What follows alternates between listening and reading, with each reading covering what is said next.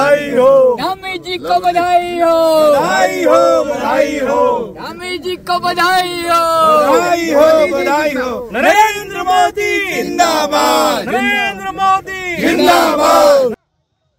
केदारनाथ विधानसभा उपचुनाव की जीत का जश्न बीजेपी ने कुछ इस अंदाज में मनाया। धामी देहरादून की सड़कों पर निकले, रोड शो के जरिए जनता का अभिवादन स्वीकार किया और ये भी दिखाने की कोशिश की कि उनके खिलाफ भले ही कांग्रेस हमलावर रही हो, कांग्रेस ने उन पर कई आरोप लगाए हों, लेकिन जीत उनकी ही हुई है। हालांकि बीजेपी पहले से ही लगातार कह रही थी कि वही जीतेंगे, बड़े अंतर से जीतेंगे, और अब नतीजा भी वही आया है। सवाल है कि ये सब कैसे और किस तरह हुआ। ये जीत हमारे आदरणीय प्रधानमंत्री श्री नरेंद्र मोदी जी की जीत है, जिनके नेतृत्व में 2013 की प्रलय के बाद भव्य केदार और दिव्य केदार का मार्ग प्रशस्त हुआ, वो बनना प्रारंभ हुआ।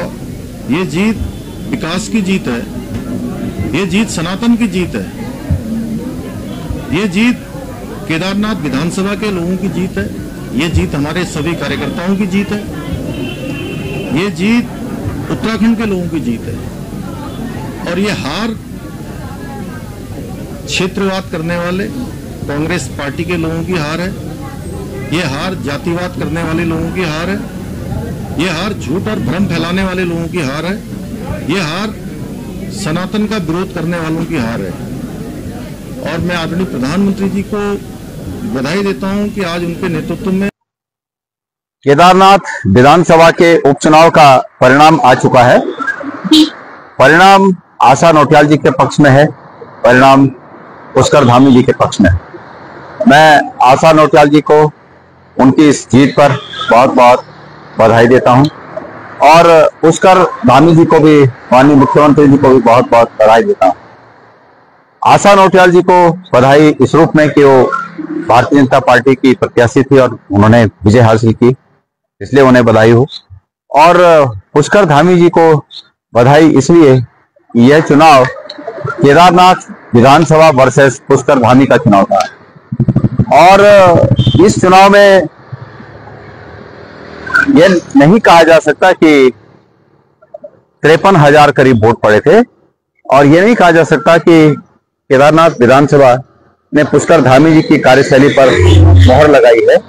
लेकिन ये कहा जा सकता है कि मुख्य विपक्षी दल होने के साथ साथ हम इस बात को नहीं संभाल पाए कि जो सरकार की नीतियों के खिलाफ जो मत थे, उन 33,000 मतों को हम एकजुट रख पाए। लिहाजा ये हमारी कमी है कि हम उन 33,000 वोटों को अपने पक्ष में नहीं रख पाए और इस 53,000 के वोट में हम 23,000 बीजेपी के मुकाबले करीब 18,000 वोट पाकर पीछे हो गए। तो क्योंकि निश्चित रूप में हमें दुख है इस बात का कि हम लोगों को एकजुट नहीं रख पाए और जो सरकार के विपक्ष में जो मत थे, उन मतों का बिखराव हो गया। लेकिन ये भविष्य के लिए हमारे लिए भी एक सीख है कि इस प्रदेश की राजनीति में जो विपक्ष के वोटों का बिखराव होकर भारतीय जनता पार्टी सत्ता पर काबिज होती है, उसके लिए भी कुछ करने की आवश्यकता है, सोचने की आवश्यकता है। बहरहाल कांग्रेस ने यह चुनाव धामी वर्सेस केदारनाथ बताया था। कांग्रेस ने केदारनाथ की अस्मिता के साथ खिलवाड़ का आरोप लगाया।